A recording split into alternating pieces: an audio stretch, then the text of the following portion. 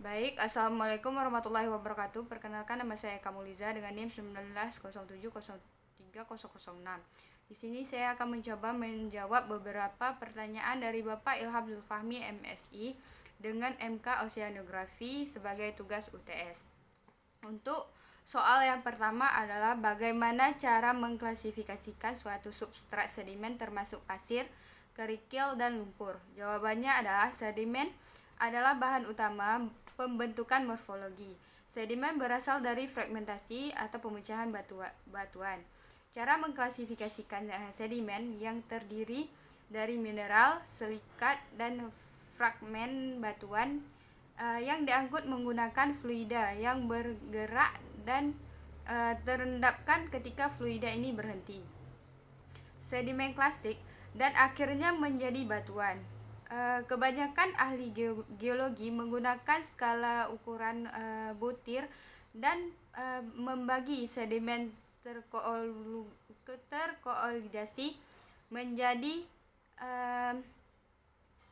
3 fraksi. Yang pertama ada kerikil lebih kecil 2 mm, ada pasir 1/16 hingga tinggi 2 mm, ada lumpur lebih besar 1/256 mm.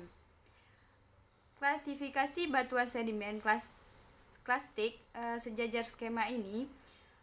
Kolomerat dan breksi sebagian besar terbuat dari kerikil, batuan pasir sebagian besar terbuat dari pasir, dan batu lumpur sebagian besar terbuat dari lumpur.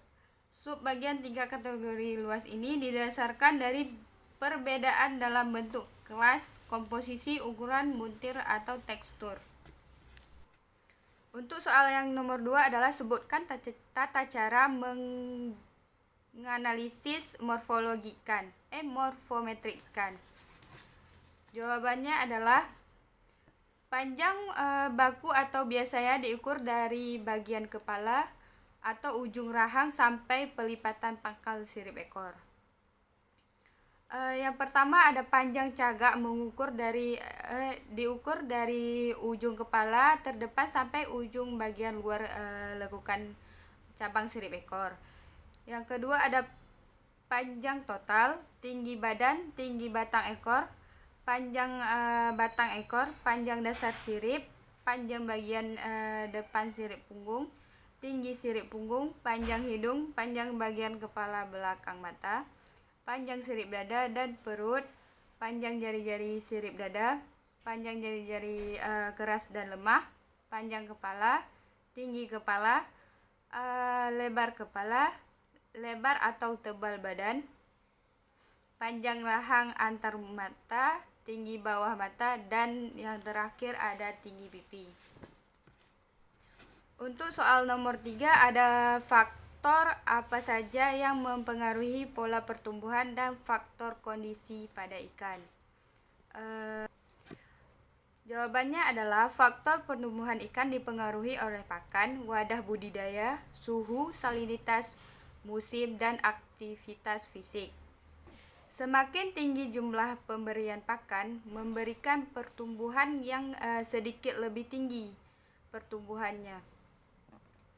Faktor kondisi ikan yaitu keadaan atau kemontokan ikan yang dinyatakan dalam angka-angka berdasarkan pada data panjang dan bobot.